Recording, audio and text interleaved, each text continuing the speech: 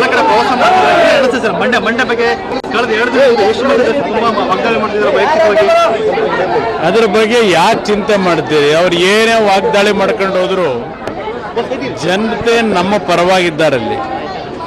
ಮಂಡ್ಯದಲ್ಲಿ ಯಾವುದೇ ರೀತಿಯ ಸಮಸ್ಯೆಗಳಿಲ್ಲ. ಕೆಲವು ಮಾಧ್ಯಮಗಳಲ್ಲಿ ಏನೋ ಮಂಡ್ಯದಲ್ಲಿ ದೊಡ್ಡ ಏನೋ ಸುಂಟ್ರ ಗಾಳಿ ಅಂತಕ್ಕಂಥ ರೀತಿ ಬಿಂಬಿಸ್ತಕ್ಕಂಥದ್ದೇನಿದೆ, ಅಲ್ಲಿ ದುಡಿಮೆ ಯಾರು ಮಾಡ್ತಾರೆ ಅನ್ನೋದು ಜನತೆ ಗೊತ್ತು.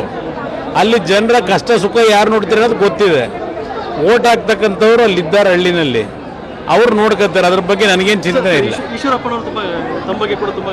ಇದ್ದಾರೆ ಈಶ್ವರಪ್ಪನವ್ರ ಪಾಪ ನಮ್ಮ ಹಳೆ ಕನ್ನಡ ಹೇಳಿದ್ದಾರೆ, ನೆಗೆದು ಬೀಳ್ತಾರೆ ಅಂದ್ರೆ ಸಾಯ್ತಾನೆ ಅಂತ ಅಲ್ಲ, ನನ್ನ ಅಭಿಪ್ರಾಯದಲ್ಲಿ ಬಹುಶಃ ಜಂಪ್ ಮಾಡ್ಲಿಕ್ಕೆ ಹೋಗಿ ಬೀಳ್ತಾರೆ ಅಂತ ಹೇಳಿರ್ಬೇಕು. ಅದರ ಅವಶ್ಯಕತೆ ಇಲ್ಲ. ಮಾತನಾಡಬೇಕಾದ್ರೆ ಆ ಪದ ಬಳಕೆಯಲ್ಲಿ ಸ್ವಲ್ಪ ಸಾರ್ವಜನಿಕವಾಗಿ ಗೊಂದಲಕ್ಕೆ ಅವಕಾಶ ಆದಾಗ ಮಾತಾಡೋದು ಒಳ್ಳೆಯದು. ಶಿವಮೊಗ್ಗದಲ್ಲಿ ಈ ಬಾರಿ ಮಧು ಬಂಗಾರಪ್ಪ ಅವರು ಕಾಂಗ್ರೆಸ್ನ JDS ನ ಅಭ್ಯರ್ಥಿಯಲ್ಲಿದ್ದಾರೆ. ಅತ್ಯಂತ ಬಹುಮತದಲ್ಲಿ ಗೆಲ್ತಾರೆ ಅನ್ನೋ ವಿಶ್ವಾಸ ಇದೆ. ಮಧು ಬಂಗಾರಪ್ಪ ಈಗ